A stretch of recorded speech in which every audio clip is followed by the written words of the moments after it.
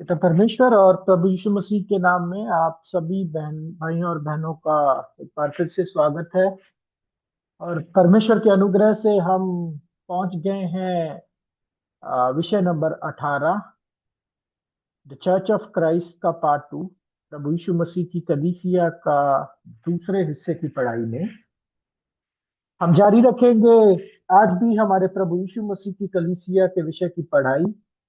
और जैसे पिछले सप्ताह हमने देखा कि प्रभु यीशु मसीह की कलीसिया जिसका उन्होंने जिक्र किया, उनकी कलीसिया में अगर कोई पहुंचता है उसको 3 पड़ाव में से गुजर कर निकलना है। वो 3 पड़ाव कौन कौन से हैं, वो 3 स्टेजेस कौन कौन सी हैं? बुलाए हुए, चुने हुए और वफादार। बुलाए हुए में से फिल्टर होते हैं चुने हुए, और चुने हुए में से फिल्टर होते हैं वफादार। एंड में जो कलीसिया कहलाएगी वो वफादार होंगे। ठीक है। अब इन स्टेजेस या इन पड़ाव का अर्थ क्या था? हमने पिछले सप्ताह विस्तार में इस पे बात की कि बुलाए हुए तो बहुत हैं और चुने हुए बहुत कम है। उसकी हमने एक एग्जाम्पल देखी, आर्मी की। और वो बिल्कुल एग्जाम्पल सेट बैठती है, क्योंकि प्रभु यीशु मसीह की कलीसिया भी प्रभु यीशु मसीह के सिपाही हैं। प्रभु यीशु मसीह हमारे कैप्टन हैं और हम उनके सिपाही हैं। तो हमने देखा बुलाए हुए कौन है। बुलाए हुए वो हैं जो प्रभु यीशु मसीह पर विश्वास करते हैं, प्रभु यीशु मसीह को अपना मुक्तिदाता मानते हैं, बाइबल पर विश्वास करते हैं, धर्मी जीवन जीने का कोशिश करते हैं, और संडे के संडे चर्च जाते हैं, या ऐसे नॉर्मल जो भी एक आप विश्वासी के जीवन की रूटीन देखते हो, वो एक बुलाए हुए की परिस्थिति है। लेकिन फिर हमने देखा कि बिना कामों के विश्वास जो है वो मुर्दा है। अब अगर आप विश्वास में उन्नति कर चुके हो तो आपके विश्वास के साथ जुड़ने हैं काम। कौन से काम? चैरिटी के काम, किसी को खाना खिला दिया, किसी को कंबल दे दिया, किसी का अच्छा कर दिया, ये काम नहीं। वो सोशल काम है, अच्छे काम है, लेकिन परमेश्वर के काम नहीं। परमेश्वर का काम क्या है? परमेश्वर का काम है उनके पुत्र पर भरोसा करना, उनके पुत्र पर विश्वास करना। अब पुत्र पर विश्वास करने का मतलब क्या है? कि संपूर्ण आज्ञा पालन में आना, कि जो भी हमारे प्रभु यीशु मसीह बोलते हैं उन उनकी उन बातों में संपूर्ण आज्ञा पालन में आना। और यही चीज हमने पढ़ी थी यूहन्ना 8वां अध्याय और 21 वचन में।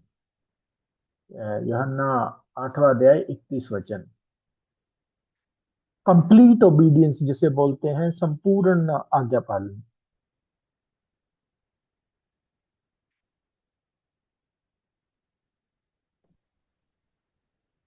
तब यीशु ने उन यहूदियों से जिन्होंने उस पर विश्वास किया था कहा, यदि तुम मेरे वचन में बने रहोगे तो सचमुच मेरे चेले ठहरोगे।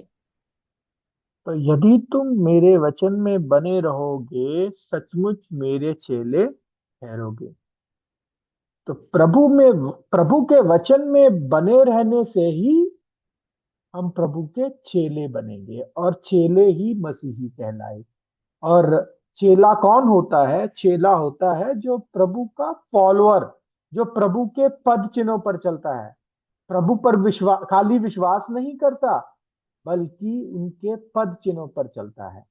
जो पद चिन्हों पर चलने का फैसला लेते हैं, जो अपनी इच्छा को छोड़ परमेश्वर की इच्छा लेते हैं, वो कहलाते हैं चुने हुए।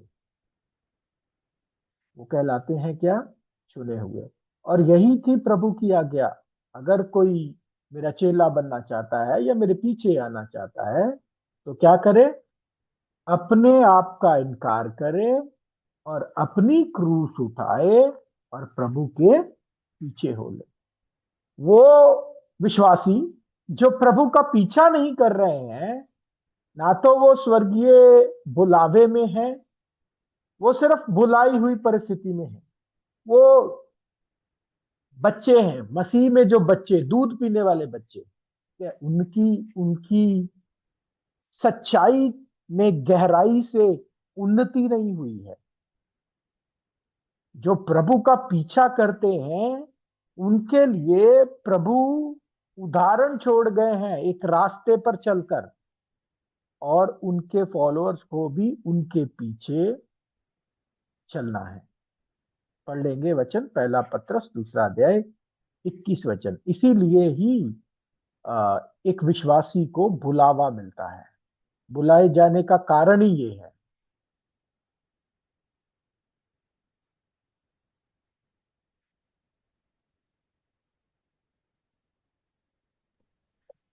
और तुम इसी के लिए बुलाए भी गए हो, क्योंकि मसीह भी तुम्हारे लिए दुख उठाकर तुम्हें एक आदर्श दे गया है कि तुम भी उसके पद चिन्हों पर चलो। जी, तो मसीह आप लोगों के लिए एक आदर्श देकर गए हैं और हमें उनके पद चिन्हों पर चलना है। फिर हमने देखा कि फिल्ट्रेशन में बहुत कम रह जाते हैं जो चुनी हुई परिस्थिति पर पहुंचते हैं। जो चुनी हुई परिस्थिति पर पहुंचते हैं उनको एक रहस्य मिलता है, एक सीक्रेट मिलता है, और वो है सीक्रेट कवेनेंट, गुप्त वाचा। गुप्त वाचा जिसके बारे में हमने भजन संगीता 25वां अध्याय 14वें वचन में पिछले सप्ताह पढ़ा, कि जो परमेश्वर का डर रखते हैं, भय रखते हैं, परमेश्वर उनको अपनी वाचा प्रकट करते हैं। ठीक है? तो इस तरीके से ये जो चुना हुआ जो स्टेज है, इस पर अगर कोई पहुंचता है तो वो बन जाता है नई सृष्टि।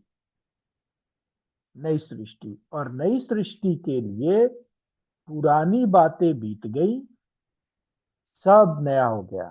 पुरानी बातें बीत गई, सब नया हो गया। और नई सृष्टियां जो बन जाते हैं वो एक नए मनुष्यत्व को पहनते हैं। वो एक नए मनुष्यत्व को पहनते हैं जिसका मकसद होता है ज्ञान में बढ़ना, नॉलेज में बढ़ना, और अपने क्या बोलते हैं, सृष्टिकर्ता के स्वरूप पर ढलना, अपने प्रभु के स्वरूप पर ढलना। अब ये कैसे होगा? ये तब होगा, या कैसे होता है, जब एक विश्वासी, जब वो चुनी हुई स्टेज पर पहुंचता है, तो वो अपने सपनों, अपनी शारीरिक प्राथमिकताओं, अपनी इस पृथ्वी के बड़े बड़े जो उसने मंजिलें या टीचे बना रखे होते हैं, उनको वो प्रभु की सेवा के लिए बलिदान करता है, और उसके सपने पृथ्वी के ना होकर स्वर्गीय हो जाते हैं, आत्मिक हो जाते हैं।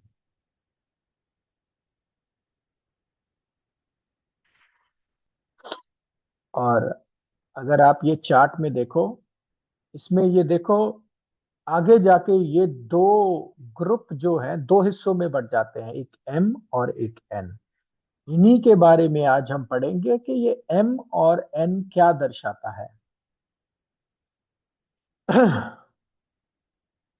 तो आज की पढ़ाई हम शुरू करेंगे कुछ और वचन पढ़ के, जो चुने हुए लोगों पर, ये विश्वासियों पर नहीं, ये चुने हुए लोगों पर एप्लीकेबल हैं। पढ़ते हैं इब्रानियों तीसरा अध्याय 1 वचन, हिब्रू चैप्टर 3 वर्स 1।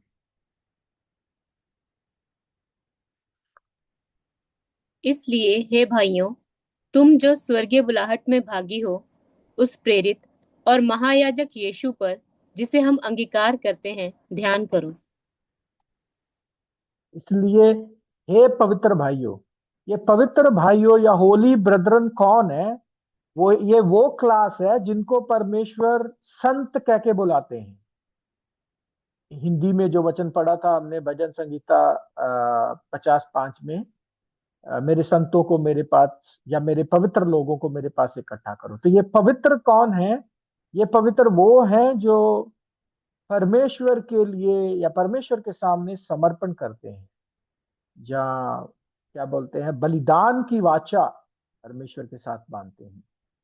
और ये पवित्र लोग या ये संत जो होते हैं, ये स्वर्गीय बुलाहट, इनके लिए एक स्वर्गीय बुलाहट है। ठीक है। अब जब स्वर्गीय बुलाहट है, तो स्वर्गीय बुलाहट में कोई इनाम भी होगा। इस स्वर्गीय बुलाहट का इनाम क्या है?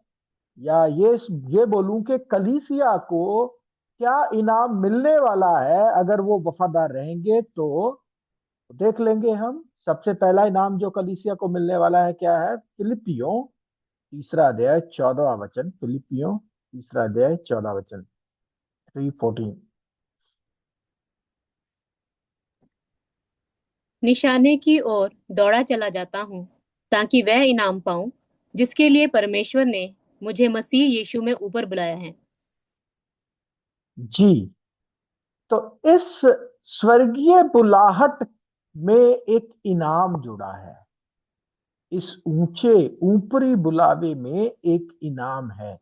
अगर आप अपनी इच्छा से प्रभु के पद चिन्हों पर चलने का फैसला लेते हो, तो उसके लिए एक इनाम जुड़ा हुआ है। क्या है ये इनाम? इनाम में जाने से पहले एक बड़ी पेक्यूलियर बात, जो सही नहीं है, जो सिर्फ भ्रम बोल लो या गलतफहमी बोल लो, है वो है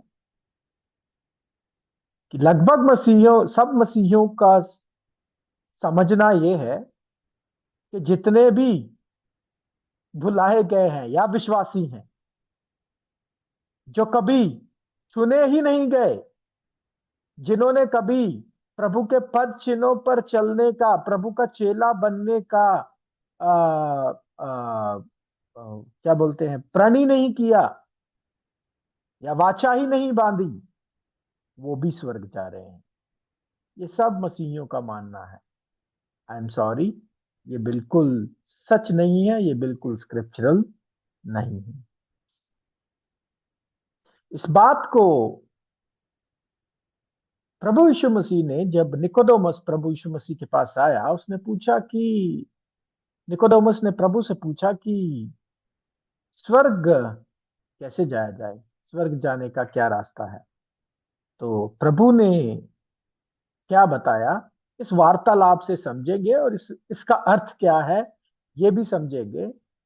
जो अर्थ हम जानते हैं या हमें बताया गया है, उसमें कितनी बड़ी गलतफहमी है, वो भी हमें अभी पता चलेगा। तो पढ़ेंगे ये पूरी वार्तालाप, यूहन्ना 3 अध्याय 3 से लेकर 4, और बाद में 5 भी बचेंगे, 5 तक पढ़ लेंगे। John chapter 3 verse 3 to 5।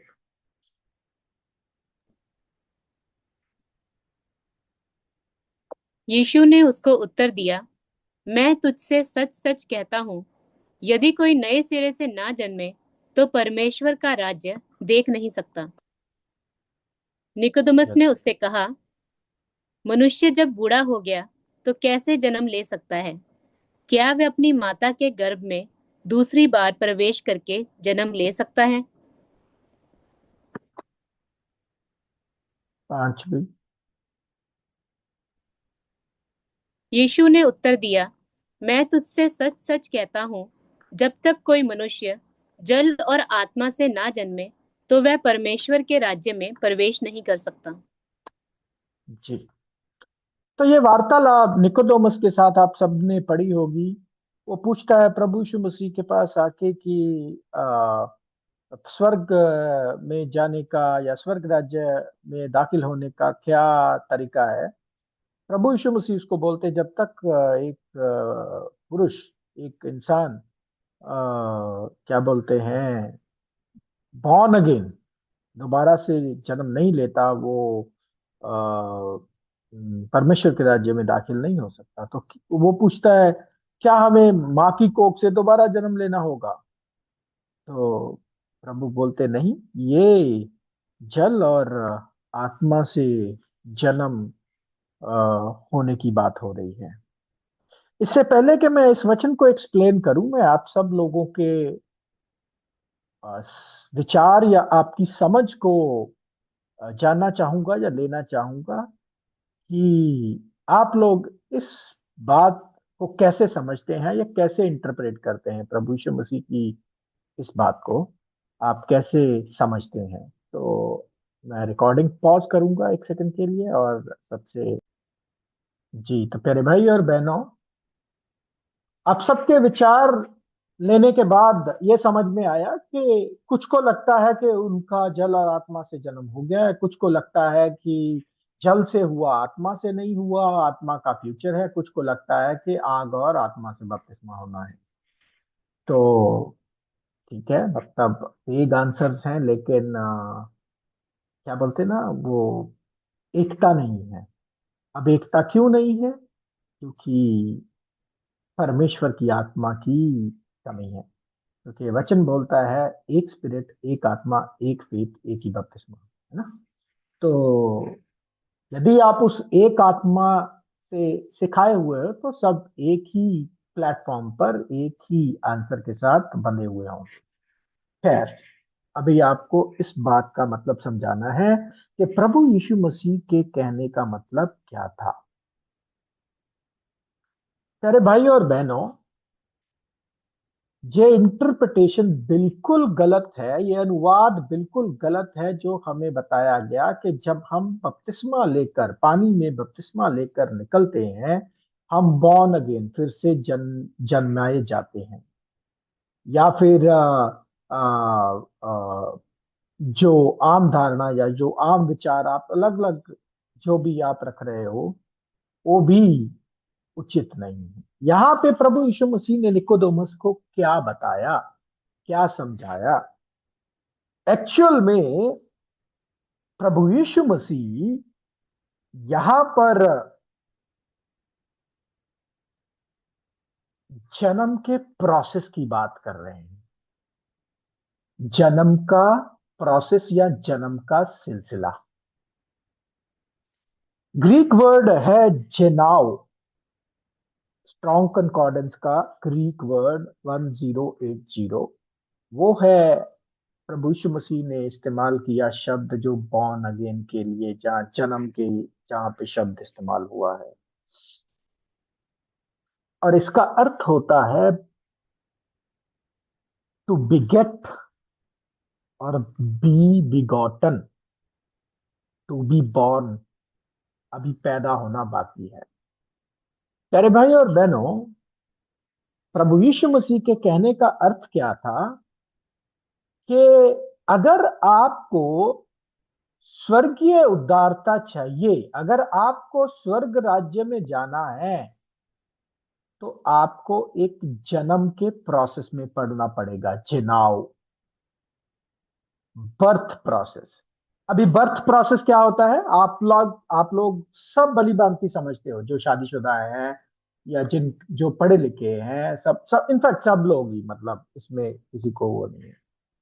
Birth process को आप स्टडी करो, एक मनुष्य के बर्थ प्रोसेस को आप स्टडी करो। बर्थ प्रोसेस कैसा होता है कि एक छोटा सा बीज कोख में जाता है, और कोख में जाकर एक जीवन शुरू होता है, और एक बॉडी एक बॉडी तैयार होनी शुरू होती है। सबसे पहले दिल बनता है, फिर धीरे धीरे धीरे धीरे धीरे धीरे धीरे धीरे बॉडी के सारे पार्ट्स बनते हैं। और 9 महीने बाद एक समय आ जाता है जब एक बच्चा पैदा हो जाता है, तो इसको आप ये बोल सकते हो कि शुरुआत है वो बीज जब कोख में गया। इस बर्थ प्रोसेस में आप क्या देखते हो? एक बीज से शुरुआत और अंत जब वो बच्चा पैदा हो गया। यह है बर्थ प्रोसेस। और इस पूरे बर्थ प्रोसेस का 9 महीने का समय है। और इस 9 महीने में माँ जो होती है, जिसकी कोख में बच्चा पल रहा होता है, उसको पौष्टिक भोजन, अच्छा भोजन खाना होता है। और बच्चे की उस लाइफ साइकिल की अलग अलग अलग अलग स्टेजेस हैं। प्रभु यीशु मसीह इसी की तुलना मसीही जीवन के साथ कर रहे हैं। जैसे मनुष्य के जीवन की शुरुआत कंसेप्शन या कंसीव या गर्भवती होने से चालू होती है, ऐसे ही स्वर्गीय जीवन की शुरुआत जल से शुरू होती है और अंत होती है आत्मा से। क्या होता है आत्मा में? जब, अगर हम वफादार रहते हैं, अगर वो नई सृष्टि फलती फूलती है, तो जब जन्म होगा वो आत्मा में होगा। मतलब आपके पास स्पिरिचुअल बॉडी होगी। ऐसी बॉडी जो किधर आई, किधर गई, मतलब वो फ्लैश नहीं है, वो शरीर नहीं है, वो स्पिरिचुअल बॉडी है। उसकी तुलना फिर कैसे है? जो यूहन्ना 3 अध्याय 8 वचन हमने पढ़ा, जैसे आंधी है, किधर से आई किधर से गई नहीं मालूम। तो यही है हेवनली बर्थ प्रोसेस, स्वर्ग राज्य का क्या बोलते हैं, जन्म का की प्रक्रिया, जो शुरू होती है जल के साथ, अर्थात जल का बपतिस्मा। और अगर देखो, बच्चा जो होता है ना, जब कोख में होता है, वो डेंजर में होता है तब तक जब तक वो पैदा ना हो जाए। कहीं देख लो, कई बार आपने देखा होगा माँ की कोख में ही बच्चा मर जाता है, या 2-3 महीने बाद के बाद ही बच्चा मिसकैरेज हो जाती है। जब तक वो बच्चा पैदा नहीं हो जाता तब तक वो डेंजर में है। इसी तरीके से जब तक आत्मा से जन्म नहीं हो जाता, आप ये नहीं बोल सकते कि पैदा हो गया। हम ये नहीं बोल सकते ना, जब कंसेप्शन के टाइम पर कि ये पैदा हो गया, कंसीव करने के टाइम पर ही बच्चा पैदा हो गया, ऐसा तो नहीं बोल सकते ना।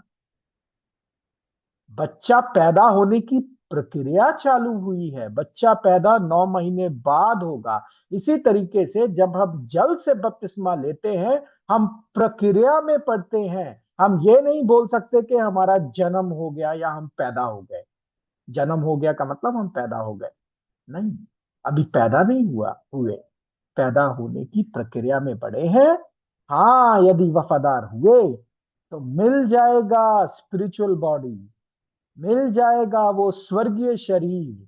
और जब वो स्वर्गीय शरीर मिल जाएंगे, तो तब हम अविनाश अविनाशी बन जाएंगे। विनाश को छोड़ देंगे, अर्थात फ्लेश को छोड़कर अविनाशी परमेश्वर के दिव्य स्वभाव पर मतलब वैसे बन जाएंगे जिन पर मृत्यु का कोई अधिकार नहीं होगा। तो अनफॉर्चुनेटली अनफॉर्चुनेटली 90% या 95% क्रिश्चियंस इस बर्थ प्रोसेस में ही नहीं पढ़ते, प्यारे भाई और बहन। ये बर्थ प्रोसेस है उस दिन, जिस दिन आप डिक्लेरेशन करते हो कि लो परमेश्वर, मैं आ गया आपकी इच्छा पूरी करने। जिस दिन आप डिक्लेयर करते हो कि मैं आज से प्रभु का चेला, मैं प्रभु के पद चिन्हों पर चलूंगा, उस दिन आप उस जन्म की प्रक्रिया में पढ़ते हो। आप मतलब क्या बोलते हो, कंसीव स्टेज में हो, अभी पैदा होना बाकी है। उधर से यात्रा एक शुरू होती है। जैसे 9 महीने का पीरियड होता है, ऐसे ही हमारी भी नई सृष्टियों की एक यात्रा उधर से चालू होती है। तो बैप्टिज्म सिर्फ शुरुआत है, अंत जो है वो आत्मा है। और इस चीज का आइडिया अनफॉर्चुनेटली मसीहियों को है ही नहीं। क्यों नहीं है? क्योंकि ये एक रहस्य है, ये एक रहस्य है। यही है वो एक बपतिस्मा जिसका जिक्र इफिसियों चौथा अध्याय 5 वचन में है। एक ही बपतिस्मा, एक ही प्रभु, एक ही विश्वास। जो इस बैप्टिज्म में नहीं है वो ना तो चुनी हुई स्टेज में है और ना वो स्वर्गीय बुलावे की परिस्थिति में है। इनफैक्ट जिसको ये समझ ही नहीं है कि ये प्रक्रिया है, वो कैसे ही इस जन्म के सिलसिले में पढ़कर पैदा हो सकता है। तो ये बपतिस्मा क्या होता है, इसकी पढ़ाई हम लेसन नंबर 53 में करेंगे। लेकिन आज हमने समझा अभी हमारे प्रभु यीशु मसीह का कहने का अर्थ क्या था, और इसीलिए इस वाचा का नाम है सीक्रेट कवेनेंट, गुप्त वाचा। ये हर जो गुप्त होती है वो हर किसी के लिए नहीं होती है। ठीक है, तो आई होप आप लोगों को समझ में आ गया होगा। सब एक क्वेश्चन लेने के लिए मैं पॉज लूंगा, अगर क्लियर है तो ठीक है, नहीं तो एक्सप्लेन करना है दोबारा तो मैं वो दोबारा करूंगा, इसलिए रिकॉर्डिंग पॉज करता हूँ। जी, तो प्यारे भाई और बहनों, हमने देखा कि जे नाव या प्रभु यीशु मसीह के द्वारा बोले गए निकोदेमुस को वो शब्दों का मतलब क्या था, कि परमेश्वर के स्वर्ग राज्य में दाखिल होने का एक ही जरिया है, वो है जल और आत्मा से पैदा होना। जल और आत्मा से पैदा होने का अर्थ क्या है, कि जैसे मनुष्य जीवन की शुरुआत कंसेप्शन से, कंसीव एक बीज से शुरू होकर 9 महीने की प्रक्रिया पूरी कर कर पैदा होने तक पहुंचती है। जब बच्चा पैदा होता है तब बोलते हैं बच्चा पैदा हो गया। इसी तरीके से मसीही जीवन या स्वर्गीय बुलावे की शुरुआत भी जल से यानी कि बपतिस्मा से चालू होती है, लेकिन बपतिस्मा एंड नहीं है, उधर से यात्रा शुरू हुई है। अब उस बपतिस्मे के अंदर आप कैसा चाल चलन, कैसी दौड़ चलते हो, उस पर निर्भर करेगा कि आपको वो इनाम मिलेगा या नहीं। अब इनाम क्या है, जब आप पैदा हो जाओगे, जब आप हम में से कोई पैदा हो जाएगा, उसको इनाम क्या मिलेगा। अब उसकी नजर देख ले, उसकी तरफ देख लेंगे कि ये स्वर्गीय बुलावे का इनाम क्या है। पढ़ते हैं रोमियो दूसरा अध्याय और 7 वचन। Romans chapter 2 verse 7। जो सुकर्म में स्थिर रहकर महिमा और आदर और अमरता की खोज में है, उन्हें वह अनंत जीवन देगा। सबसे पहला इनाम क्या है, इमॉर्टैलिटी। क्या है, अमरता। अमरता की डेफिनेशन को ही हम लोगों ने डाइल्यूट कर दिया है या मिस इंटरप्रेट कर दिया है। यहाँ पर अगर कोई मनुष्य मर जाता है और वो फॉर एग्जाम्पल आर्मी में था, जहाँ उसने देश के लिए कोई कुर्बानी दे दी या कुछ भी, तो हम बोलते वो अमर हो गया। अरे भाई, जो मर गया वो अमर कैसे हो सकता है। अमर का मतलब मृत्यु नहीं आ सकती, राइट। तो अमरता की डेफिनेशन इसीलिए हम नहीं समझ पाते क्योंकि हमने अमरता की परिभाषा ही बदल दी। अमरता का मतलब वो जो मर नहीं सकता। तो इस स्वर्गीय बुलावे का सबसे पहला इनाम है अमरता। और अमरता किसके पास थी, सिर्फ और सिर्फ पिता के पास। किसको मिली, प्रभु यीशु मसीह को मिली। अब किसको मिलेगी, प्रभु यीशु मसीह की कलीसिया को भी। इस स्वर्गीय बुलावे के इनाम को प्राप्त करने वालों को भी यही अमरता मिलने वाली है। यानी कि जो वफादार होंगे, जो वफादार वर्ग है, उसको मिलेगी अमरता। एक और वचन पढ़ लेंगे, दूसरा पत्रस पहला अध्याय 4 वचन, 2 पीटर चैप्टर 1 वर्स 4। जिनके द्वारा उसने हमें बहुमूल्य और बहुत ही बड़ी प्रतिज्ञाएं दी हैं, ताकि इनके द्वारा तुम उस सड़ाहट से छूटकर जो संसार में बुरी अभिलाषाओं से होती है, ईश्वरीय स्वभाव के सहभागी हो जाओ। देखो कौन सा स्वभाव, डिवाइन नेचर, ईश्वरीय स्वभाव, जैसा शरीर, जैसी देह परमेश्वर की है, वो सेम नेचर उनको मिलेगा जो आत्मा से पैदा हो जाएंगे, जो वफादार होंगे, जो एक्चुअल में प्रभु यीशु मसीह की कलीसिया है, उनको मिलने वाला है डिवाइन नेचर। और ये अमरता, ये डिवाइन नेचर, आपको पता है प्रभु यीशु मसीह के पास भी नहीं थी। किसके पास भी नहीं थी? प्रभु यीशु मसीह के पास भी नहीं थी। पढ़ लीजिए वचन, उनकी खुद की विटनेस, प्रकाशित वाक्या 1:18।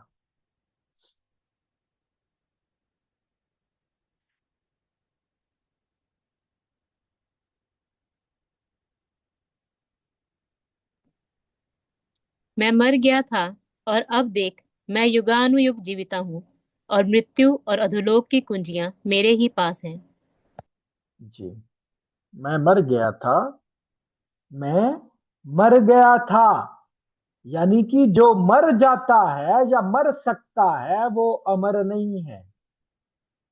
तो प्रभु यीशु मसीह बोलते, मैं मर गया था, लेकिन अब अब मैं युगान युग जीवित हूं। हाँ प्यारे भाई और बहनों, जब हमारे प्रभु यीशु मसीह तीसरे दिन जी उठे, उनको मिल गया वही स्वभाव जो पिता के पास, और वो है अमरता, डिवाइन नेचर, इमोर्टैलिटी। और यही स्वभाव, यही इनाम किनको मिलने वाला है? उनको मिलने वाला है जो वफादार होंगे, उनको मिलने वाला है जो आत्मा से पैदा हो जाएंगे। तो प्यारे भाई और बहनों, यही है बहुत बड़ी गलत फहमी इंटरप्रिटेशन की, कि हमें लगता है कि जब हमारा बपतिस्मा हो गया हम पैदा हो गए। नहीं, जब पैदा हो जाओगे तो आप डिवाइन नेचर हासिल करोगे, आप अमरता हासिल करोगे। ये है एक चीज इनाम में मिलने वाली। दूसरी चीज क्या मिलने वाली है? पढ़ते हैं दूसरा तिमोथी 2:11 और 12, second Timothy chapter 2 verse 11 and 12। ये बात सच है कि यदि हम उसके साथ मर गए हैं तो उसके साथ जिएंगे भी। यदि हम धीरज से सहते रहेंगे तो उसके साथ राज्य भी करेंगे। यदि हम उसका इनकार करेंगे तो वह भी हमारा इनकार करेगा। तो दूसरी चीज जो मिलने वाली है, राजा बनकर राज्य करने का अधिकार। प्रभु यीशु मसीह के साथ उनके 1000 साल के राज्य में राज्य करने का अवसर। और राज्य कौन करता है? राजा लोग। तो राजा बनने की पद्धति, परमेश्वर के राज्य में राजा बनकर इस पृथ्वी पर राज्य करने का अवसर, यह है दूसरा इनाम। सेम इसी प्रॉमिस को प्रभु यीशु मसीह के द्वारा भी हम देख लेते हैं। रेवलेशन, प्रकाशित वाक्या 3:21। जो जय पाए मैं उसे अपने साथ अपने सिंहासन पर बैठाऊंगा, जैसा मैं भी जय पाकर अपने पिता के साथ उसके सिंहासन पर बैठ गया। जी, जो जय पाए मैं उसे अपने सिंहासन पर बिठाऊंगा। सिंहासन किसको मिलता है? राजा लोग, है ना? और इस बात की भविष्यवाणी प्रभु के आने से पहले, यानी भविष्य वक्ताओं के द्वारा की गई है, कि प्रभु यीशु मसीह राज्य करेंगे और उनके साथ उनकी कलीसिया भी होगी। पढ़ लेंगे दानियल चैप्टर 7 वर्स 27, दानियल 7वां अध्याय 27। तब राज्य और प्रभुता और धरती पर के राज्य की महिमा परम प्रधान ही की प्रजा अर्थात उसके पवित्र लोगों को दी जाएगी। उसका राज्य सदा का राज्य है और सब प्रभुता करने वाले उसके अधीन होंगे और उसकी आज्ञा मानेंगे। मतलब ये saints of the most high, अति पवित्र के संत कौन है? ये उन्हीं संतों की बात हो रही है जिनको परमेश्वर बोलते हैं भजन संगीता में, साम्स 50 चैप्टर वर्स 5 में, मेरे संतों को मेरे पास इकट्ठा करो जिन्होंने बलिदान की वाचा बांधी है। तो ये कलीसिया है, प्रभु यीशु मसीह के साथ कलीसिया मिलकर राज्य करेगी और सब इनके अधीन होगा। तो मतलब इनाम में जो दूसरी चीज हम देख रहे हैं वो है राज्य। तीसरी चीज क्या देखते हैं? गलातियों, गलेशियंस चैप्टर 3 वर्स 29, 3 का 29। और यदि तुम मसीह के हो तो अब्राहम के वंश और प्रतिज्ञा के अनुसार वारिस भी हो। यदि तुम मसीह के हो, यानी अगर तुम वाकई चुने हुए हो, तो इब्राहिम के वंश और प्रतिज्ञा के अनुसार वो सारी क्या बोलते, प्रतिज्ञाएं या जो परमेश्वर ने वायदे इब्राहिम के किए, वो तुम्हारे भी हैं, तुम उनके वारिस। तुम मतलब हालांकि शरीर से तुम इब्राहिम के पुत्र नहीं हो, लेकिन विश्वास के द्वारा तुम इब्राहिम के वंश बन गए हो। और यदि इब्राहिम के वंश बन गए हो तो उसको दी गई प्रतिज्ञाओं के वारिस भी हो। जैसे इसहाक वारिस था ना, वैसे ही विश्वास के माध्यम से प्रभु की कलीसिया भी उन प्रतिज्ञाओं की वारिस बन जाती है। ये जो प्रॉमिस है जो अभी हमने पढ़ा इब्राहिम के साथ, ये लगभग 4000 साल पुराना प्रॉमिस है परमेश्वर ने जो किया है। इब्राहिम को परमेश्वर का मित्र करके संबोधित किया गया है, और उसको जो परमेश्वर ने प्रतिज्ञा दी, उसके उत्तराधिकारी उसके वंश बनने का भी वो है। सच में प्यारे भाई और बहनों, यदि हम सच में प्रभु की कलीसिया बनते हैं, बहुत सारे इनाम है, बहुत सारे इनाम। ये तो सिर्फ 3 की जिक्र किया हमने, लेकिन और बहुत कुछ है जिसके बारे में प्रेरित पौलुस बोलते हैं हमारी समझ से ही परे है। हम ग्रास्प ही नहीं कर सकते, हम मतलब उस चीज को कॉम्प्रीहेंड समझ ही नहीं सकते क्या है। पर पढ़ लेते हैं पहला कुरिन्थियों 2 अध्याय 9 वचन। First Corinthians chapter 2 verse 9। परंतु जैसा लिखा है, जो आंख ने नहीं देखी और कान ने नहीं सुनी और जो बातें मनुष्य के चित्त में नहीं चढ़ी, वे ही हैं जो परमेश्वर ने अपने प्रेम रखने वालों के लिए तैयार की है। जी, ऐसी बातें ना कान में चढ़ी, ना कान ने सुनी, ना आंख ने देखी, ना किसी मनुष्य के मन में भी वो आई। ऐसी बातें रख रखी हैं परमेश्वर ने, किनके लिए? जो प्रभु की कलीसिया है।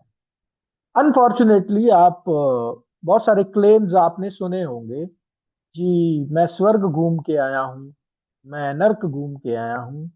ऐसे क्लेम्स से बचो, बिकॉज अगर ऐसे क्लेम्स करने वाले सच्चे हैं तो फिर प्रेरित पौलुस के ये वचन झूठे हैं।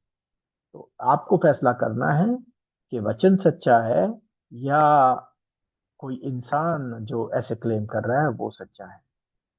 क्योंकि स्वर्ग की बातों का किसी को भी कुछ भी आइडिया नहीं है। प्रेरित यूहन्ना जैसे बंदे ये बोलते हैं हमें नहीं पता हम कैसे होंगे, लेकिन हमें ये पता है कि जैसे हमारे प्रभु हैं वैसे हों, बस हमें उनके साथ रहना है। जैसे मर्जी परिस्थितियां जो मर्जी हो, प्रभु के साथ अगर रहने का आपको अवसर मिलता है, आपको बाकी टेंशन लेने की जरूरत ही नहीं है। तो ये बुलावा, ऊपरी बुलावा, स्वर्गीय बुलावा बहुत ऊंचा है, बहुत ऊंचा है। और ये कॉमन नहीं है, ये आम साधारण चीज नहीं है, ये हर किसी के लिए भी नहीं है। इसीलिए प्रेरित पौलुस बोलते हैं फिलिपियंस चैप्टर 3 वर्स 13 और 14 में, 13-14 में, निशाने की ओर दौड़ा चला जाता हूं कि वह इनाम पाऊं जिसके लिए परमेश्वर ने मुझे मसीह यीशु में ऊपर बुलाया है। प्रभु यीशु मसीह में जो स्वर्गीय बुलावा, ऊपरी बुलावा जो मिलता है जिन लोगों के लिए, उनके लिए इनाम है। और इनाम उस रेस में दौड़ने वाले और जीतने वाले को मिलता है, सिर्फ दौड़ने वाले को नहीं। उस रेस में दौड़ना भी है और जीतना भी है। जीतने वाले को इनाम मिलता है, हारने वाले को कुछ नहीं मिलता है ना। तो इसलिए दौड़ना है अगर, तो ऐसे दौड़ो कि इनाम पाओ, जीतो। पढ़ लेंगे पहला कुरिन्थियंस चैप्टर 9 वर्स 24। फर्स्ट कुरिन्थियंस 9:24।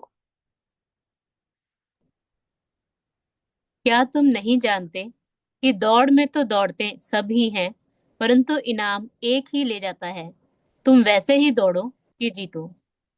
जी, दौड़ना है तो जीतो, क्योंकि जीतने वाले को मिलेगा इनाम। और इसकी पुष्टि होती है प्रकाशित वाक्य में। जो जीतेगा उसको मिलेगा मुकुट। हारने वाले को मुकुट नहीं दिया जाता है प्यारे भाई और बहनों। तो चलो, ये हो गई इनाम की बात। अब मुड़ते हैं वापस इनके विषय में, इसके बारे में बात करेंगे। वो जो चार्ट में हमने देखा एन, एम और एन देखा था ना, यानी कि एन दर्शाता है वफादार और एम दर्शाता है वफादार से कम, यानी वफादारी नहीं दिखाई। अब ये क्या दर्शाता है? ये दो ग्रुप हैं, ये दो झुंड हैं। एन कौन है? एन है कलीसिया। और एम कौन है जो वफादार नहीं है? वो भी हम देख लेंगे। तो पहले पढ़ते हैं एन के बारे में, जो एक्चुअल में प्रभु की कलीसिया है। मत्ती 24वां अध्याय 13वां वचन। मैथ्यू 24:13। परंतु जो अंत तक धीरज धरे रहेगा, उसी का उद्धार होगा। जो अंत तक धीरज धरा रहेगा उसी का उद्धार होगा। मृत्यु तक वफादार रहना है, तब जाके मिलेगा वो मुकुट। ये एक दो 10 दिन की, 1 साल की, 2 साल की, 4 साल की दौड़ नहीं, बल्कि ये जीवन भर की दौड़ है। और इस झुंड को प्रभु यीशु मसीह ने एक खास नाम दिया है। इस एन ग्रुप को एक खास नाम दिया है। वो नाम क्या है? लूका 12:32 में पढ़ लेंगे। हे छोटे झुंड, मत डर, क्योंकि तुम्हारे पिता को ये भाया है कि तुम्हें राज्य दे। जी प्यारे भाई और बहन, इस सिंपल शब्दों में बोलूं, ये वफादार जो होंगे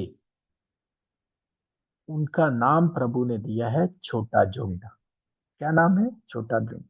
ये वफादार कौन है? यही है प्रभु यीशु मसीह की कलीसिया। यही है उनकी देह, यही है उनका शरीर। क्या इस देह की कोई गिनती है?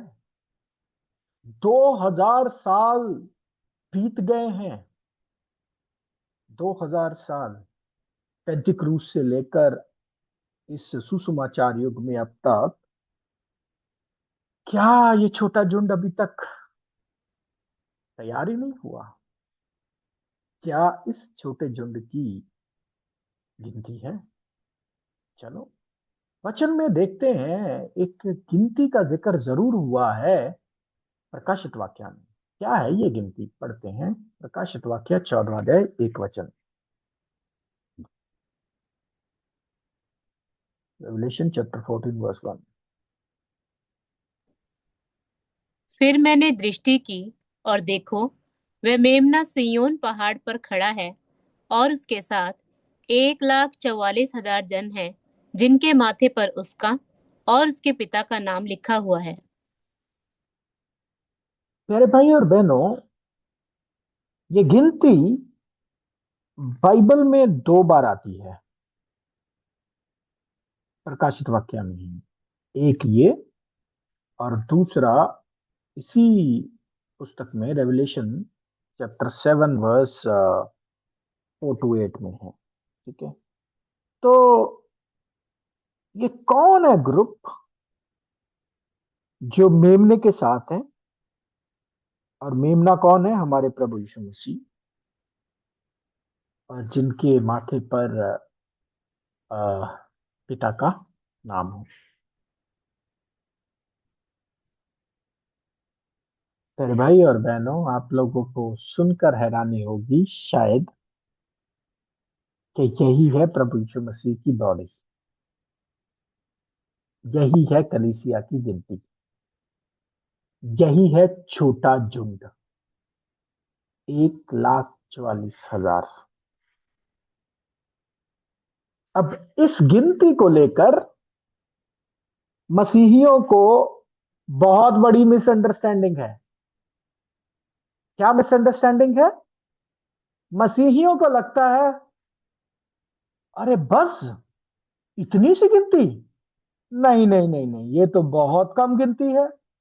2,000 साल हो गए और सिर्फ 1,44,000 ही अभी तक इकट्ठा नहीं हुए, प्रभु की बॉडी तैयार नहीं हुई।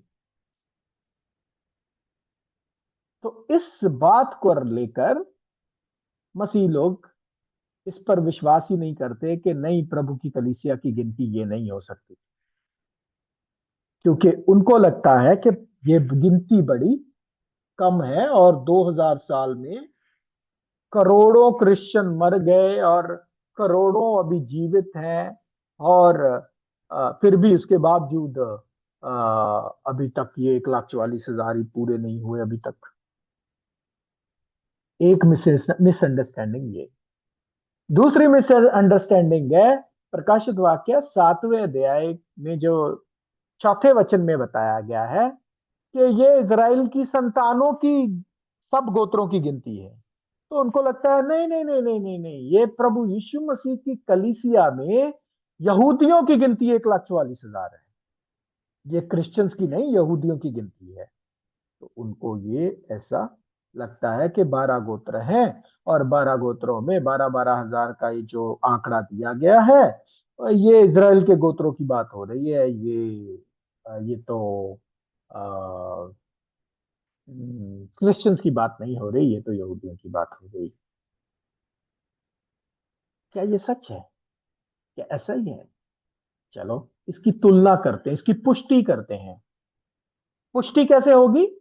इजराइल के 12 गोत्र निकालने पड़ेंगे उत्पत्ति से, यानी याकूब के 12 पुत्रों के नाम, और फिर जो प्रकाशित वाक्य में 7वें अध्याय और 4 से 8 वचन में जो 12 गोत्र हैं, अगर आप इस लिस्ट को देखो तो आपको दो चीजें नोटिस में आएंगी। पहली बात तो ऑर्डर में डिफरेंस है। ऑर्डर मतलब जो क्रम है, क्रम सॉरी, जो क्रम है उसमें अंतर है कि याकूब का सबसे बड़ा पुत्र था रूबेन, और उसके बाद सिमोन, फिर लेवी, फिर यहूदा, फिर जबलून, फिर इसाकार, फिर दान, फिर गाद, फिर एशर, फिर नफ्ताली, फिर जोसेफ, और 12वां पुत्र था बेंजामिन। तो ये है याकूब के 12 पुत्र। अगर प्रकाशित वाक्य 7वें अध्याय में इजराइल के 12 गोत्रों की बात हो रही है तो सेम लिस्ट इधर भी होनी चाहिए प्रकाशित वाक्य 7वें अध्याय में। लेकिन पहली चीज मैंने बोला, क्रम में उल्टा पुल्टा है। देखो, दूसरे नंबर पर पहला है, चौथे नंबर वाला पहले पे है, तो ये क्रम उल्टा पुल्टा है, नंबर एक। नंबर दो, याकूब के एक पुत्र जो 7वें नंबर पर है, दान, उसका प्रकाशित वाक्य 7वें अध्याय में की लिस्ट में नाम ही नहीं है। मनश्शे, दान की जगह आ गया मनश्शे। तो यदि ये शारीरिक इजराइल की बात हो रही होती तो बिल्कुल ये नाम आपको दूसरी साइड भी मिलते हैं। अभी पढ़ लेंगे प्रकाशित वाक्य 7वां अध्याय 4 से लेकर 8 वचन। Revelation chapter 7 verse 4 to 8। और जिन पर मोहर दी गई, मैंने उनकी गिनती सुनी कि इज़राइल की संतानों के सब गोत्रों में से 1,44,000 पर मोहर दी गई। यहूदा के गोत्र में से 12,000 पर मोहर दी गई। रुबेन के गोत्र में से 12,000 पर, गाद के गोत्र में से 12,000 पर, आशेर के गोत्र में से 12,000 पर, नप्ताली के गोत्र में से 12,000 पर, मनश्शे के गोत्र में से 12,000 पर, शमौन के गोत्र में से 12,000 पर, लेवी के गोत्र में से 12,000 पर, इसाकार के गोत्र में से 12,000 पर, जबूलून के गोत्र में से 12,000 पर, यूसुफ के गोत्र में से 12,000 पर और बिन्यामीन के गोत्र में से 12,000 पर मोहर दी गई। जी, तो इस लिस्ट में जो आप मनश्शे देखते हो, मनश्शे डायरेक्ट बेटा याकूब का, तो इसका अर्थ ये हुआ कि प्रकाशित वाक्य 7वें अध्याय में जो इज़राइल की संतानों की बात हुई है, ये शारीरिक इज़राइल की बात नहीं हो रही है, ये चिन्ह की भाषा है। प्यारे भाई और बहनों, ये बात याद रखना, प्रकाशित वाक्य की किताब चिन्ह की किताब है। और इसको प्रकाशित वाक्य पहला अध्याय पहले वचन की डेफिनेशन में आप देख सकते हो, सिग्निफाइड। सिग्निफाइड मतलब साइन की लैंग्वेज में, इस लैंग्वेज में चिन्ह की भाषा है ये। कौन सी भाषा? चिन्ह की भाषा। तो यहां पर जो चिन्ह की भाषा में या चिन्हात्मक इजराइल किसको बोलते हैं पता है? एक है शारीरिक इजराइल, जो आप अरब देश में यहूदियों का देश है वो। लेकिन आत्मिक इजराइल कौन है? आत्मिक इजराइल यहूदियों का देश नहीं, बल्कि आत्मिक इजराइल कौन है? पढ़ लेंगे गलातियों छठा अध्याय 16 वचन, गैलेशियंस चैप्टर 6 वर्स 16। और जितने इस नियम पर चलेंगे उन पर और परमेश्वर के इज़राइल पर शांति और दया होती रहे। जी, ये परमेश्वर का इजराइल कौन है? ये परमेश्वर का इजराइल शारीरिक इजराइल की बात नहीं हो रही, क्योंकि सुसमाचार युग में परमेश्वर के द्वारा रिजेक्ट हुआ है इजराइल। और यहां पे जिस इजराइल की बात हो रही है वो है आत्मिक इजराइल, और आत्मिक इजराइल का मतलब है प्रभु यीशु मसीह की कलीसिया। एक है फ्लैशली इजराइल, वो है यहूदियों का देश इजराइल। एक है स्पिरिचुअल इजराइल, उसका मतलब है कलीसिया। और स्पिरिचुअल इजराइल की ही बात हुई है प्रकाशित वाक्य में, यानी कि कलीसिया की बात हो रही है, वो कलीसिया की गिनती।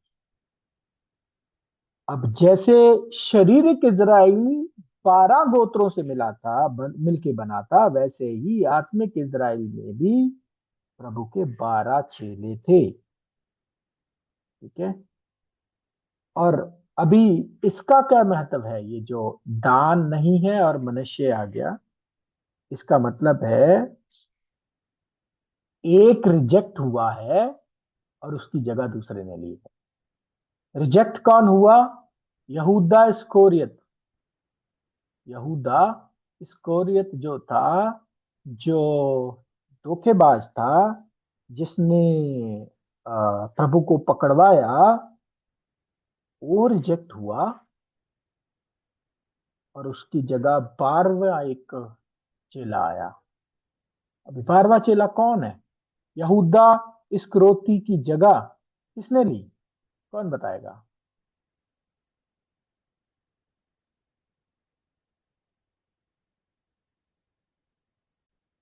जी, तो प्यारे भाई और बहनों, बिल्कुल आपका उत्तर बिल्कुल सही है।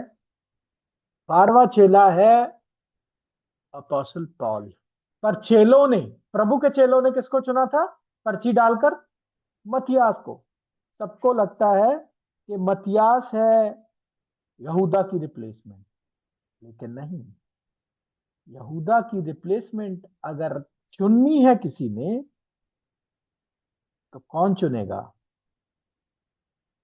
खुद प्रभु यीशु मसीह। और प्रभु यीशु मसीह ने किसको चुना? पढ़ लेंगे प्रेरितों के काम 9वां अध्याय 15 वचन, एक्स चैप्टर 9 वर्स 15। परंतु प्रभु ने उससे कहा, तू चला जा, क्योंकि ये तो अन्य जातियों और राजाओं और इजरायलियों के सामने मेरा नाम प्रकट करने के लिए मेरा चुना हुआ पात्र है। चुना हुआ पात्र, प्रभु के द्वारा चुना हुआ पात्र, प्रभु के द्वारा चुना हुआ अपोस्टल। और इस चीज को वेरीफाई करते हैं प्रेरित पौलुस खुद, पहला कुरिन्थियों chapter 9 verse 1 to 2। First Corinthians 9 verse 1 to 2। क्या मैं स्वतंत्र नहीं? क्या मैं प्रेरित नहीं? क्या मैंने यीशु को, जो हमारा प्रभु है, नहीं देखा? क्या तुम प्रभु में मेरे बनाए हुए नहीं? यदि मैं औरों के लिए प्रेरित नहीं, फिर भी तुम्हारे लिए तो हूं, क्योंकि तुम प्रभु में मेरी प्रेरिताई पर छाप हो। जी, बोलता है क्या मैं प्रेरित नहीं? और गलातियों में सीधा सीधा वो पौलुस लिखते हैं कि पौलुस प्रेरित, प्रेरित, हाँ प्रेरित है, जो ना तो मनुष्य के द्वारा चुना गया, ना मनुष्य के तरीकों से, प्रभु यीशु मसीह और परमेश्वर के द्वारा चुना गया है प्रेरित। तो प्यारे भाई और बहनों, क्लियरली स्क्रिप्चर्स ये बोलते हैं कि प्रेरित पौलुस है वो चेला, सॉरी, प्रेरित पौलुस है 12वां प्रेरित जिसने यहूदा की जगह ली। जहां पे वो लिखता है ना, ना तो मनुष्यों की ओर से ना मनुष्यों के द्वारा। मनुष्यों के द्वारा मतलब फिर बाकी 11 ने नहीं चुना मुझे, और ना ही मनुष्य की ओर से, ना ही उनके इच्छा से। मैं अपोस्तल हूं, मुझे चुनने वाला कौन है? प्रभु यीशु मसीह खुद, परमेश्वर की ओर से, है ना। तो 12वां अपोस्तल प्रेरित पौलुस है। अब प्रेरित पौलुस तो वाकया ही उसने 12वें की जगह ली, लेकिन प्रेरित पौलुस की इस टाइटल को आजकल के मॉडर्न जो अपने आप को परमेश्वर के सेवक बोलते हैं, उन लोगों ने भी ये टाइटल लगाना शुरू कर दिया, अपोस्टल ये अपोस्टल वो। मेरे भाई और बहनों, याद रखिए 12 ही अपोस्टल हैं, क्योंकि वो नया यरूशलेम जिसकी 12 दीवारें हैं, उस पर 12 प्रेरितों के नाम है, 12 अपोस्टल। तो 13वां कोई अपोस्टल नहीं है अनफॉर्चुनेटली आज, या तो अनजाने में, और ये मैं नहीं जानता जानबूझ के, या ज्ञान की कमी से या बेसमझी से, जो भी इस टाइटल को इस्तेमाल कर रहे हैं वो बिल्कुल ठीक नहीं है, क्योंकि 12 ही अपोस्टल हैं, 13वां कोई अपोस्टल है नहीं। तो इसलिए हम देखते हैं वो जो दान जो हटाया और मनश्शे आया, इसका मतलब यहूदा हटा, और मनश्शे मतलब अपोस्टल पॉल ने उसकी जगह ली 12वें चेले के तौर पर। अब दान का कैरेक्टर क्या था, पढ़ लेते हैं उत्पत्ति, जेनेसिस चैप्टर 49 वर्स 16 और 17। दान इज़राइल का एक गोत्र होकर अपने जाति भाइयों का न्याय करेगा। दान मार्ग में का एक सांप और रास्ते में का एक नाग होगा, जो घोड़े की नली को डसता है, जिससे उसका सवार पछाड़ खाकर गिर पड़ता है। जी, तो ये है दान का कैरेक्टर, धोखे वाला कैरेक्टर, धोखे वाला कैरेक्टर जो यहूदा में था, जो 12 प्रेरितों में एक था, जिसने अपने ही मास्टर, अपने ही गुरु के साथ धोखा किया और उसको पकड़वा दिया। जी, तो मेरे भाई और बहनों, इस तरीके से चिन्हात्मक रूप में उस चीज को दर्शाया गया है प्रकाशित वाक्य में, कलीसिया की इस गिनती को दर्शाया गया है। वहां पे शारीरिक इजराइल की नहीं, बल्कि आत्मिक इजराइल, यानी अर्थात प्रभु यीशु मसीह की कलीसिया की बात हो रही है। अच्छा, फिर देखते हैं एक और वचन, 1,44,000 के विषय में, आ, इस गिनती के विषय में, प्रकाशित वाक्य 14वां अध्याय 4 वचन, रिलेशन चैप्टर 14 वर्स 4। ये वे हैं जो स्त्रियों के साथ अशुद्ध नहीं हुए, पर कुंवारे हैं। ये वे ही हैं कि जहां कहीं मेमना जाता है वे उसके पीछे हो लेते हैं। ये तो परमेश्वर और मेमने के निमित्त पहले फल होने के लिए मनुष्यों में से मोल लिए हुए हैं। इस वचन को रोमन कैथोलिक प्रीस्टहुड ने लिटरली ले लिया, साधारण भाषा में ले लिया। अब साधारण भाषा में क्या ले लिया कि जी नहीं, ये लोग जो 1,44,000 हैं ये शादी नहीं करेंगे, ये बिना शादी रहेंगे। ठीक है। अब बड़ी क्या बोलते हैं दुख की बात है, रोमन कैथोलिक सबसे पहला पोप किसको मानते हैं? पतरस को मानते हैं। उनके विश्वास के मुताबिक, उनकी इंटरप्रिटेशन के मुताबिक पतरस है पहला पोप।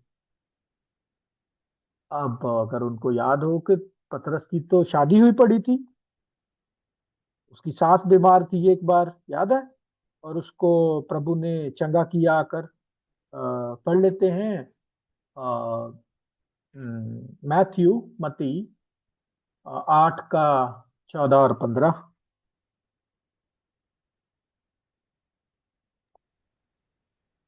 और यीशु ने पतरस के घर में आकर उसकी सास को तेज बुखार में पड़ा देखा।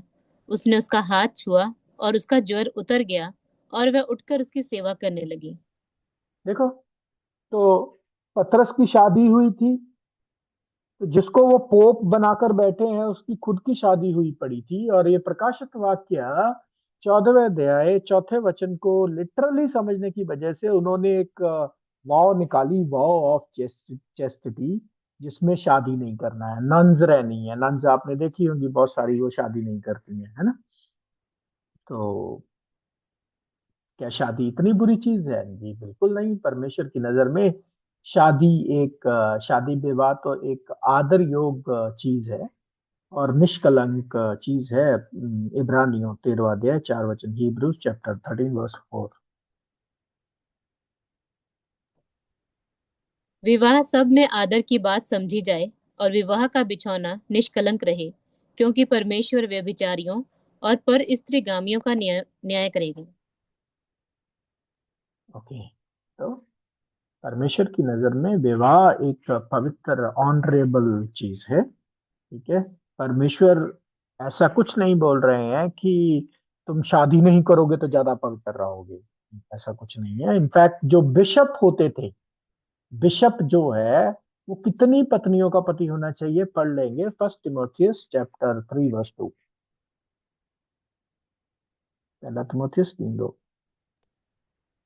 ये आवश्यक है कि अध्यक्ष निर्दोष और एक ही पत्नी का पति, संयमी, सुशील, सभ्य, अतिथि सत्कार करने वाला और सिखाने में निपुण हो।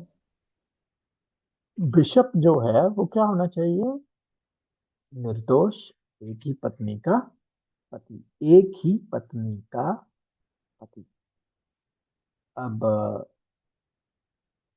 इसमें फिर इसका अर्थ क्या है? ये जो प्रकाशित वाक्य 14वां अध्याय 4 वचन में हम पढ़ रहे हैं कि ये वो हैं जो स्त्रियों के साथ अशुद्ध नहीं हुए। तो प्यारे भाइयों और बहनों, ये स्त्रियों का मतलब क्या है? ये तो अभी गहरी बात है। स्त्री बाइबल में चिन्ह है कलीसिया के लिए। अब स्त्रियां बाइबल में दो हैं। एक है कलीसिया यानी कि अच्छी, कुंवारी, और दूसरा है हम्म, झूठी कलीसिया, नामी कलीसिया। वो भी अपने आप को बोलती तो अपनी प्रभु की दुल्हन है, लेकिन वफादार नहीं। तो चलो उस पे नहीं, पहले हम देख लेंगे इसी अभिवचन में।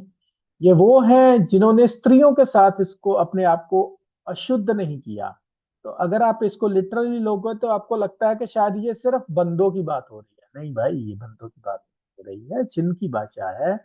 प्रभु की कलीसिया में दोनों ही औरतें और मर्दों का जिक्र है। ठीक है, ये सिंबॉलिक है। इसको साधारण भाषा में लोगे तो हम लोग गड़बड़ ही करेंगे।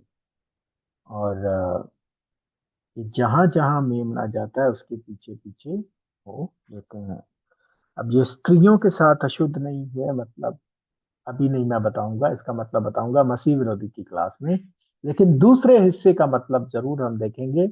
ये वो हैं जो मेमने के पीछे हो लेते हैं, और जिधर जिधर मेमना जाता है उसके मतलब पीछे चलते हैं। तो इसका मतलब ये है कि ये सच में प्रभु के वो वफादार फॉलोअर्स हैं जो चुने गए, और अपने चुने जाने के बाद वफादारी से अपने चुनाव को पक्का किया।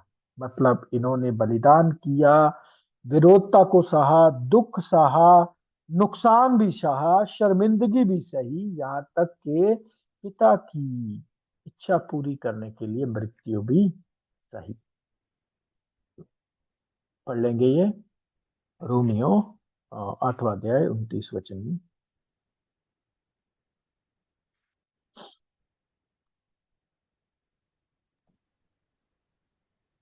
क्योंकि जिन्हें उसने पहले से जान लिया है, उन्हें पहले से ठहराया भी है कि उसके पुत्र के स्वरूप में हो, ताकि वह बहुत भाइयों में पहलौठा ठहरे।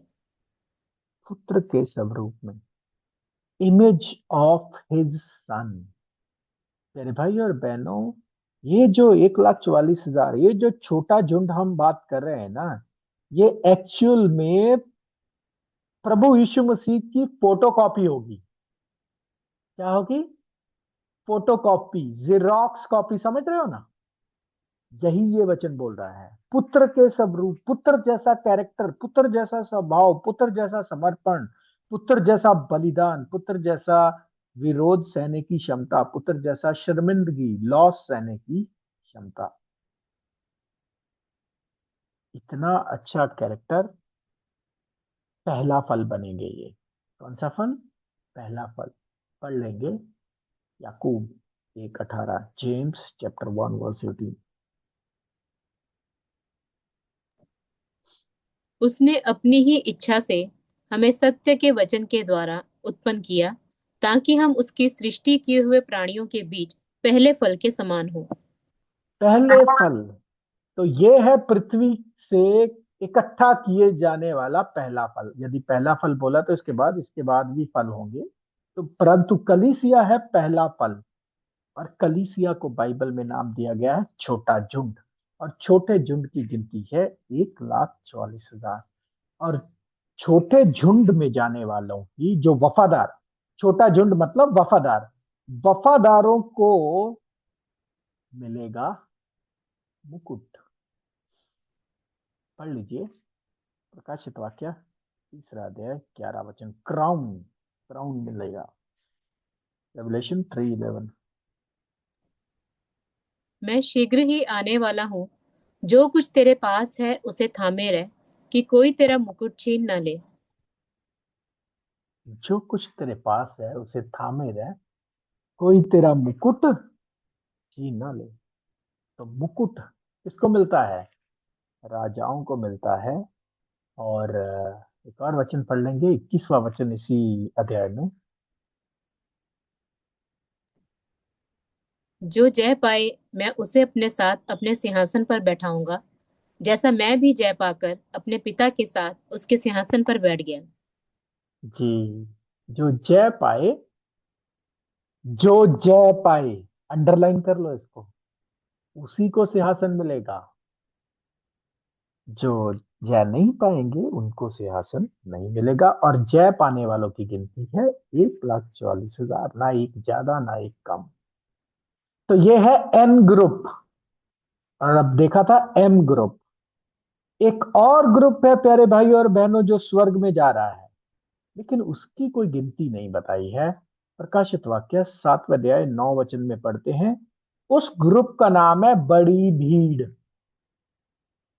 बड़ी भीड़, great multitude. Revelation chapter 7 verse 9।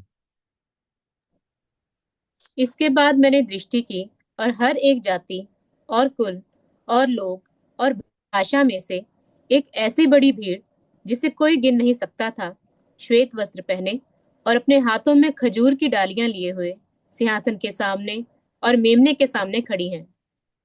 हाँ, सिंहासन के सामने, मेमने के सामने खड़ी है। तो एक भीड़ है, बड़ी भीड़, इसको नाम दिया ग्रेट मल्टीट्यूड। ये भी स्वर्गीय ग्रुप है। एम और एन स्वर्गीय ग्रुप है। अब दोनों में अंतर क्या है? एन जो है वो छोटा झुंड यानी कलीसिया यानी वफादार। एम जो है वो है बड़ी भीड़। लेकिन दोनों में अंतर क्या है? अंतर ये है कि छोटा झुंड सिंहासन पर बैठा है और बड़ी भीड़ उनके सामने खड़ी है। इनके हाथ में वो क्या है? खजूर की डालियां। और छोटे झुंड के सर पर है मुकुट। हाँ प्यारे भाई और बहनों, इसकी कोई गिनती नहीं। अब ये कौन है? ये सिंपल भाषा में आपको समझाऊं तो हमने पढ़ा था 3 स्टेजेस, राइट? बुलाए हुए, चुने हुए, वफादार। वो चुने हुए जो वफादार निकले, उनकी गिनती है 1,44,000 यानी कि छोटा झुंड। और जो वफादार नहीं निकले, यानी संसार की चीजों में लगे रहे, उनकी गिनती नहीं है, लेकिन उनका नाम है बड़ी भीड़। चुने हुए और वफादार दोनों स्वर्गीय ग्रुप हैं, लेकिन दोनों में अंतर क्या है? एक है प्रभु की दुल्हन, प्रभु की कलीसिया, प्रभु के साथ बैठी है। और बड़ी भीड़ जो वफादार नहीं है, वो सामने खड़ी है। अब इसी दो ग्रुप्स को एक दृष्टांत में प्रभु यीशु मसीह ने बताया, 10 कुंवारियों का दृष्टांत। उसको पढ़ेंगे नहीं, सिर्फ आप कुछ 2-3 वचन पढ़ लेंगे। मैथ्यू मत्ती 5वें अध्याय 1 से लेकर 13 वचन में ये पूरा दृष्टांत पढ़ सकते हो आप। उसमें आप देखते हो दो ग्रुप, 10 कुंवारियों के दो ग्रुप, 5 मूर्ख, 5 समझदार। जो मूर्ख हैं वो दर्शाती है बड़ी भीड़, जो समझदार हैं वो दर्शाती है कलीसिया। इस दृष्टांत को आप अपनी पढ़ाई में दो बाद में पढ़ लीजिएगा। अच्छा, अब के दोनों में अंतर क्या था? अंतर ये था, मतलब दोनों को ये टाइटल या दोनों को एक्सेप्टेंस और रिजेक्शन का जो कारण था वो क्या था? कि जो समझदार थी उनके पास मशाले तो थी, परंतु साथ साथ क्या थी? कुप्पियां भी थी जिसमें तेल था। ठीक है, ये पढ़ लेंगे, ये यहाँ पे ये वचन देख सकते हो मेरी स्क्रीन पर आप। परंतु समझदारों ने अपनी मशालों के साथ अपनी कुप्पियों में भी तेल भर दिया।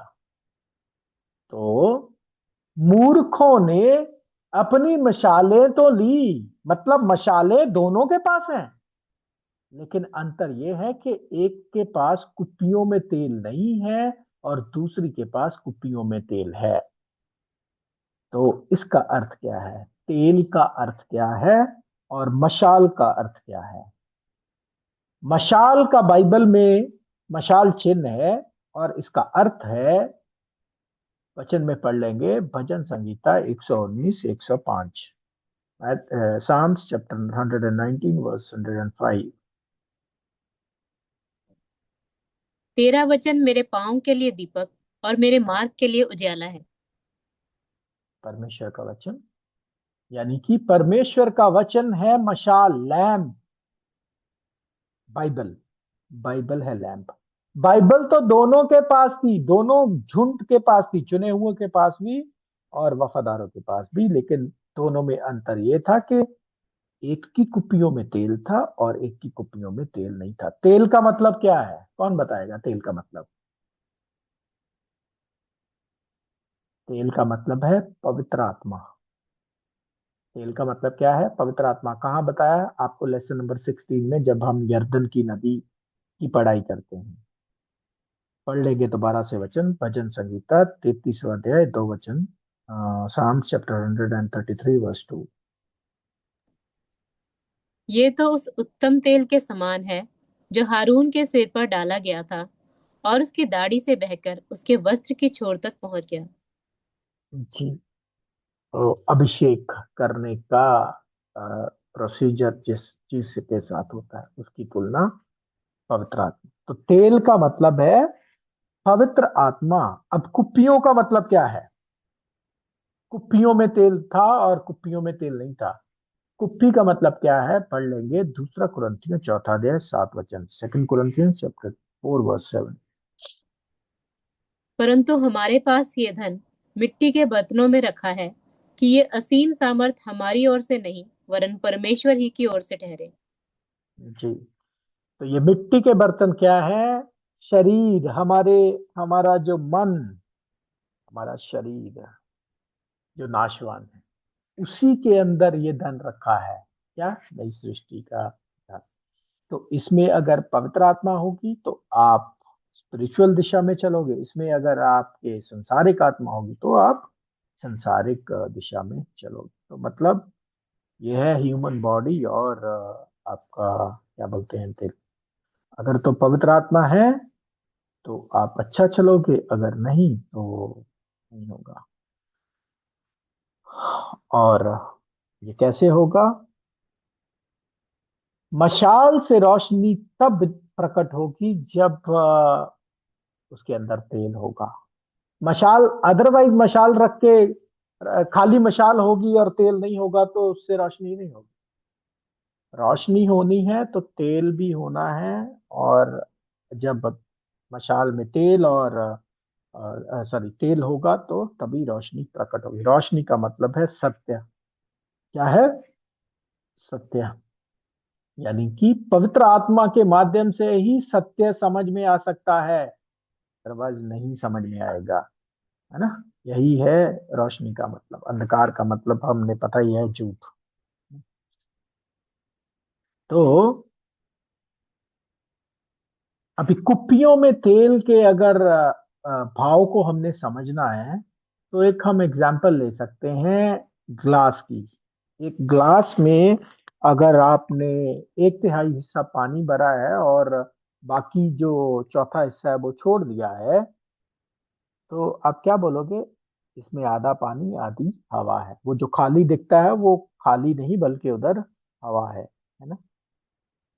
तो अगर ग्लास पूरी तरह भरा हुआ है उसके अंदर और पानी जाने की गुंजाइश नहीं है, लेकिन अगर कुछ ग्लास खाली है तो उसके अंदर कुछ डालने की गुंजाइश है। इसी तरीके से अगर आपका मन संसारिक चीजों से बना भरा हुआ है तो पवित्र आत्मा जाने का गुंजाइश नहीं है। लेकिन अगर आप अपने मन को खाली करोगे तभी पवित्र आत्मा जाएगी, और अगर पवित्र आत्मा जाती है तभी आप लैंप से रोशनी, मशाल से रोशनी प्राप्त कर सकोगे। अगर संसार की आत्मा है, संसार की आत्मा क्या है? पढ़ लेंगे मैथ्यू 13वां अध्याय 22 वचन।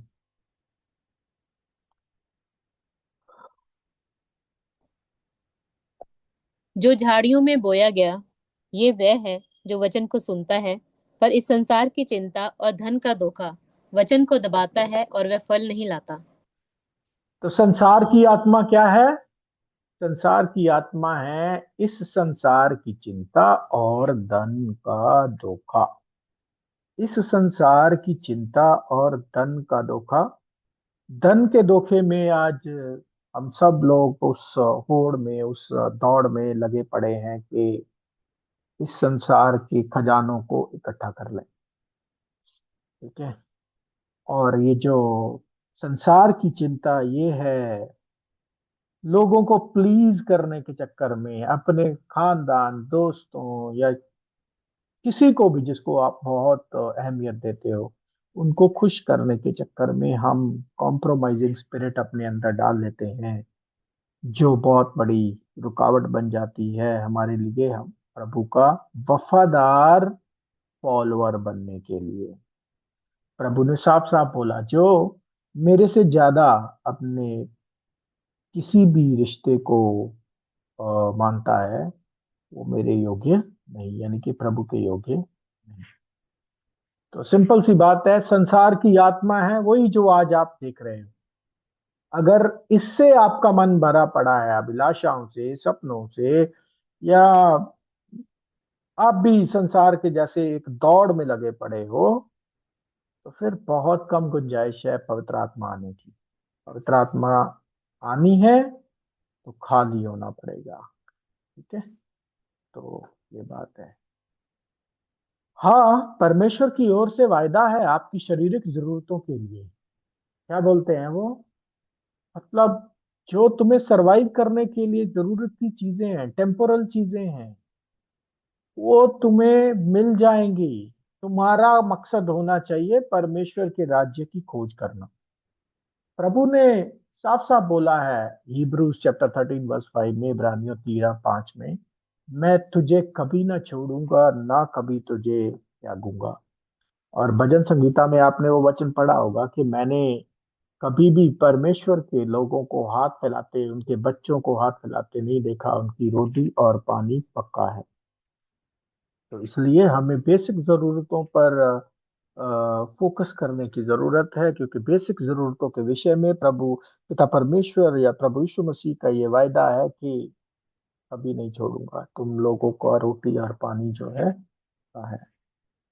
लेकिन लैक ऑफ फेथ, विश्वास में कमी होने की वजह से मूर्ख कुआरियां संसार की चीजों में जुट जाती हैं। संसार एक आत्मा से अपने आप को खाली नहीं करती हैं। कुपियों में तेल नहीं था, इसलिए वो इनाम नहीं हासिल कर पाई जो वफादार हासिल करेंगी, क्योंकि उन्होंने, मूर्ख कुआरियों ने अपना समय और अपना मन इस संसार की अभिलाषाओं को, इस संसार के खजानों को, इस संसार की रिस्पॉन्सिबिलिटीज को करने में ही लगा दिया। तो आइए, हर एक इंडिविजुअल को तय करना है कि पवित्र आत्मा से अपने आप को भरना है या संसार की आत्मा से भरना है। संसार की आत्मा से भरोगे मूर्ख कुआरियां कहलाओगे, पवित्र आत्मा से भरोगे तो समझदार कुआरियां कहलाओगे। और यही डिफरेंशिएशन होगी छोटे झुंड और बड़ी भीड़ के विषय में। तो इस तरीके से इन दो ग्रुप्स के बारे में आप प्रायश्चित के दिन के बलिदानों में भी पढ़ सकते हैं। जो जो लेसन नंबर 32 में हम करेंगे, उसमें हारून दो बकरों को लेकर आता है, उन पर चिट्ठी डालता है, एक को बलिदान करता है, एक को जीवित छोड़ देता है। तो वो दर्शाता है जो बलिदान करने वाला बकरा वो है कलीसिया, जिसको जीवित छोड़ा जाता है उजाड़ में वो है बड़ी भीड़। ठीक है, तो ये पढ़ेंगे हम तब। तो अंत में प्यारे भाई और बहनों, इन दो हिस्सों की पढ़ाई में हमने देखा कि प्रभु यीशु मसीह की कलीसिया में बुलाए हुए करोड़ों क्रिश्चियंस हैं।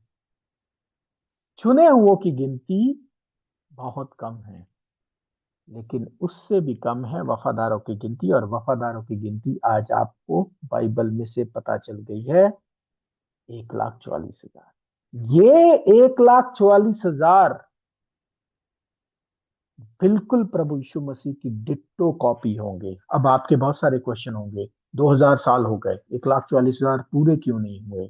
और क्या अभी भी हमें संतुष्टि नहीं हो रही कि ये 1,44,000 प्रकाशित वाक्या के ये कलीसिया की गिनती नहीं, बल्कि ये तो क्या बोलते हैं, हम्म, कोई और ही गिनती है, या इजराइल के गोत्रों की गिनती है, या कुछ भी, जो भी आप लोगों के क्वेश्चन होंगे ऐसे शायद आपके मन में भी होंगे।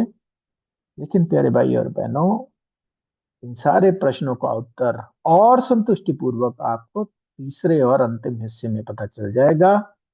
लेकिन आज हम इधर ही रुकते हैं, जिसमें आज बहुत बड़ा और शायद हम लोगों के लिए शॉकिंग रहस्य भी प्रकट होता है कि प्रभु की कलीसिया की गिनती 1,44,000 है। सिर्फ 1,44,000 वैकेंसीज हैं। बड़ी सिंपल सी बात है। आप जरा सोचिए, इंडिया की हाईएस्ट पोस्ट है यूपीएससी और ये आईएएस आईपीएस ये वो। अब लाखों या करोड़ों की तादाद में लोग यूपीएससी में अपीयर होते हैं हर साल, लेकिन सीट्स कितनी होती है? 500। 500 बच्चे हर साल सिलेक्ट होते हैं ट्रेनिंग्स के लिए, और उन 500 बच्चों को डिवाइड किया जाता है, कोई आईएएस, कोई आईएफएस, कोई आईपीएस, या कोई और, ये वो है ना, स्ट्रीम जो मतलब समझो। यदि इस संसार की अंदर ऐसी सिलेक्शन क्राइटेरिया है, आप तो भाई स्वर्ग में जाने वाले हो। डिवाइन नेचर, डिवाइन, ये 1,44,000 को मिलने वाला है ईश्वरीय स्वभाव। आपको लगता है क्या ये खेल है? ये आसान है? इस धरती से 1,44,000 ऐसे लोग जो प्रभु यीशु मसीह की बिल्कुल एग्जैक्ट कॉपी हो, जेरोक्स कॉपी। तो प्यारे भाई और बहनों, इन सारी डिटेल्स के साथ हम अगले सप्ताह लौटेंगे, इसी समय, इसी चैनल पर, इसी माध्यम से। तब तक परमेश्वर ही आप सब लोगों को अपने वचनों और अपनी पवित्र आत्मा का अनुग्रह दें। Thank you and God bless.